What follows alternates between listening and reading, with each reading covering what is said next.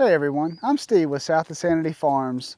We've been raising dairy goats now for a little over 10 years, and so in today's video, I wanted to go over some tips to help you buy your first goat and hopefully not get ripped off, so stay tuned. So the first thing I want to talk about is things to consider when buying a goat. The first thing that I really want to share is that I want you to go and actually see, look at my other floppy-eared goat. You know, and the first thing of that is when you find one, most likely you're going to find it online, an ad for it.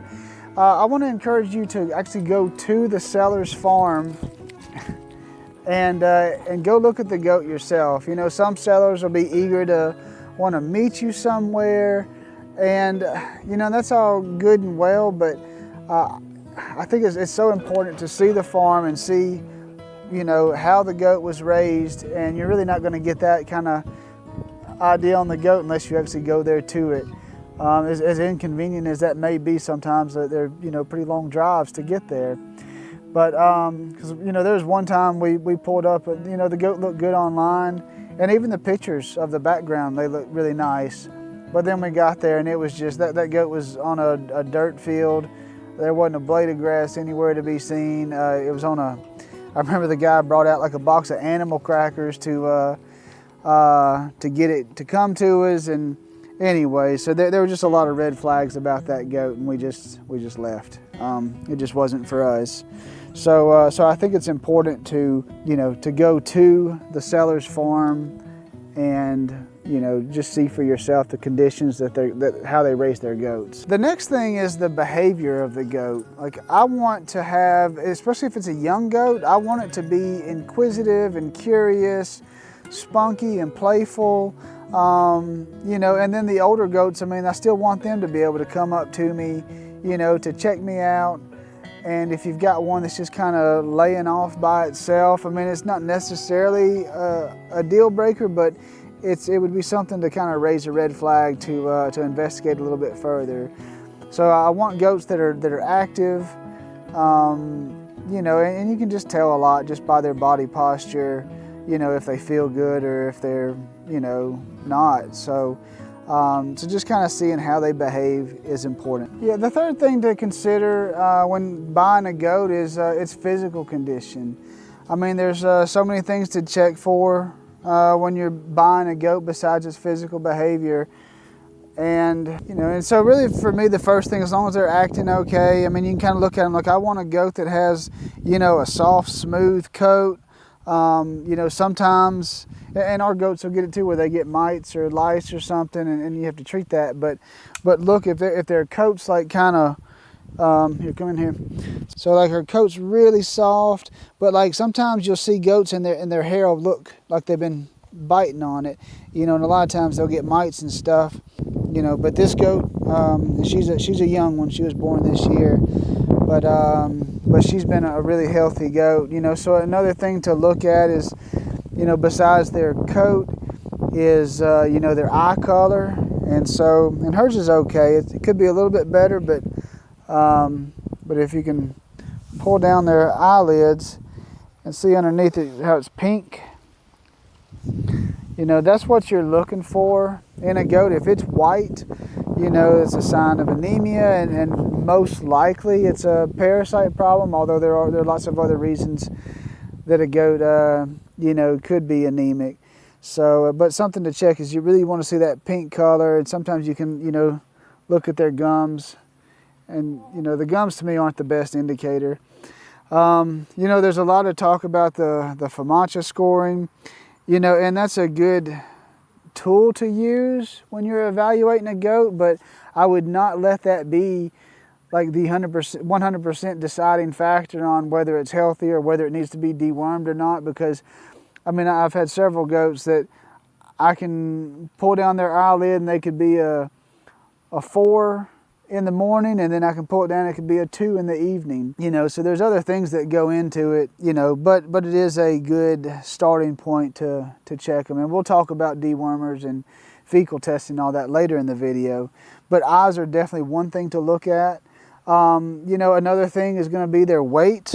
You know, and some breeds are just, they're built different. And then also with age, I've got a couple that are older, and so they're starting to, you know, show some signs of aging in the way they carry their weight. But you don't want, you know, a real sick, skinny looking goat. I've got one out here somewhere that she was sick a few weeks ago. She's better now and she's gaining weight, but we had to treat her with some medicine, and she just hasn't quite put on her weight yet. But it was signs that you could see that she was recently sick. But again, she's getting better. So just kind of check their weight, and then really, you know, as gross or disgusting as it may be, is look at their butt. You know, you want to make sure that there's no signs of any loose stool or diarrhea that it's had in the past. You know, and so it should just be nice and clean. You know, if there, you know, are signs of diarrhea, then, and again, that's not necessarily a deal breaker, but it's something to, you know, ask questions about and dig in a little bit deeper. Let's see what Puddin's butt looks like. You know, lift up their tail, you know, and hers is pretty clean. Look at Buddy's butt. Now there's a butt. So as far as the physical characteristics, that would be the most important things. Another thing to consider is, you know, some people do herd testing. You know, so there's CAE, there's CL, there's Jonas, there's tuberculosis. Those are probably the 4 most common tests that people do. I've talked to a few vets, and honestly, one, I don't know any, all the testing that we've ever done, everything's always come back negative. And honestly, I don't know of anyone that's had a positive test for any of those things.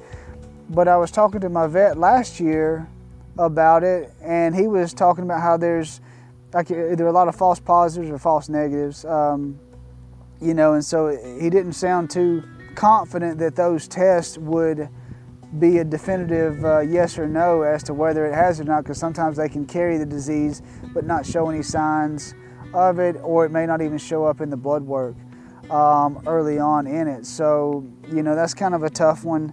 I would say that if they have had the testing done and it all came back negative, that would definitely be a plus. But if they haven't done the testing, you know, to me that's not necessarily a big deal. And then honestly, if you think about it, if somebody has a herd of goats and they go get them tested, if it came back positive for anything, either when you ask about the test, they're either going to say, yeah, I took it, they were all tested and they came back negative, and then you ask, can you see the paperwork, and they conveniently won't have it, or they'll just, you know, say, we haven't got our herd tested. I couldn't imagine anybody, you want to think people are honest, but if they've got a positive sick goat and they're trying to sell it, most likely they're not going to disclose the truth of that anyway. So, you know, so sometimes, most of the time I don't even ask for that, because it's just one of those things, if you really sit there and think about it, unless you know the breeder, which is a very important thing, you know, is to check the reputation of the breeder that you're buying from, and then you just have to make the best decision. You know, and you want to think people are honest, but unfortunately some people try to sell off their sick goats just to make a few bucks and rid their herd of the problem goat.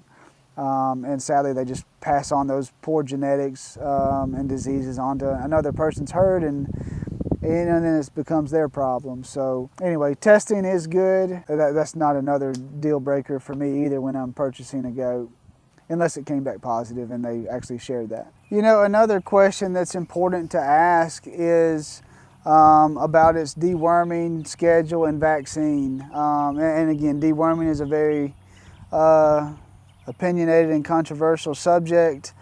We are minimalist when it comes to that sort of stuff. So, you know, we do give a CD&T vaccine every year, but other than that, that's the only vaccine we give our goats. And then when it comes to deworming, because we have a small herd, we only have 11 adults right now, and so we can keep an eye on them, and we can individually treat a goat instead of doing like a blanket application for a herd. And so the only goats that get any medicine are the ones that need it. You know, we've been dealing with like a lot of parasite resistance, and a lot of bad practices are kind of contributing to that, which is making it tougher. So, but again, if you've got a goat if you're purchasing a goat, and you know, and some, it drives me crazy because even on some of the vaccine, I mean not the vaccines, but on some of the dewormers, you know, it'll say give this, you know, once a month, you know, year round. And I don't know why they say that, because I mean, to me, that just common sense should kick in, and if you're treating the same thing, eventually that's going to speed up the process and contribute to parasite resistance for that drug. You know, and unfortunately for goats, not being a huge industry, there's not a whole lot of new medicine in the works, you know, and so, and a lot of veterinarians are they have their different opinions too, but you know, and we're all doing the best we can to manage parasites, but a lot of it is now like mixing different classes of dewormers, and doing like 2 or 3 different classes all at one time. And we've had to do that, and that's worked out pretty good, but there's some that, you know, are just completely ineffective. And again, we'll talk about the deworming later on, but it is good to know how they were cared for in that aspect. And but if you've got a goat that's been dewormed regularly, or if it needs several treatments a year, you know, that's kind of a red flag to me.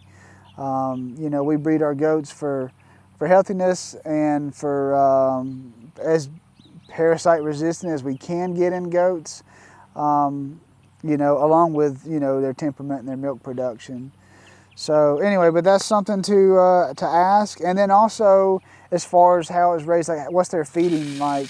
Are they on pasture? Are they in the woods browsing? Or are they on like a dry lot where they're just getting grain and that's the only source of food they get? For us, I mean, you know, this is one of 6 areas that we rotate our goats between. This one happens to be mostly grass, which, you know, ideally I would put them in the woods. But they've kind of eaten down our woods for now, and so this is the best pasture to put them in as we get into late or early fall. But if they've been raised on a dry lot, then you know, typically those are really healthy goats as far as when you check them out, because all they're doing is eating processed grain, you know, out of a bin, and so they have very limited exposure to parasites. And so when you introduce a goat like that into a system like the way we operate, because there are parasites everywhere, you know, you can't eradicate them.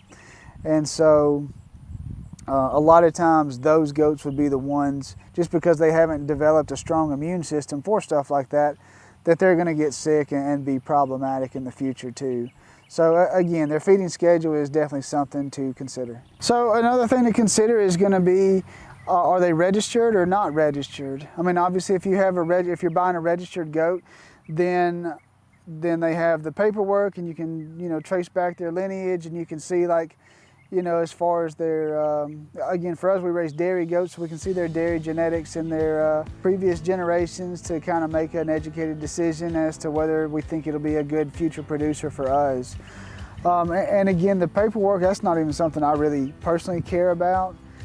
If I was doing this to raise the babies and sell them for money, then you know, that would be something to consider, because it is going to make your goats more valuable. But just because they have a fancy piece of paper, it doesn't mean they're going to be any better milkers. So again, we've been doing this for 10 years, so I feel like we have a pretty good idea as to what we're looking for when we see a goat for sale, if we're in the market to buy one. You know, and we know enough people now that we can, you know, find reputable breeders, and we just know the right questions to ask. And then you know, some of it is just using your judgment and trying to decide, is this person telling me the truth or not? And which again goes back to paperwork too. Just something to think about is, again, you want to trust everybody and think everybody's honest, but if I've got a herd of goats and I've got some registered and unregistered, who's to say I can't take a baby from this non-registered doe and register it under my registered doe and say it was hers and then sell it for more money? There's no way on earth, you know, anyone would get caught doing that. And we've bought some registered goats in the past that, I don't know, we paid good money for them, and they just ended up being some of the weakest and sickest goats. Maybe that's what happened to us, or maybe it's just the way it went. You know, but again, just because they have a piece of paper doesn't mean they're going to be a better producer or a healthy or any of that. So again, for us, registered or not, it doesn't really matter too much. I mean, if it has papers, I'd say that's a plus, but not a definite make or break deal for us. Well, we hope this information was helpful to you, and if you want to see the full detailed video of our goat operation, be sure to click this video here, and thanks for watching.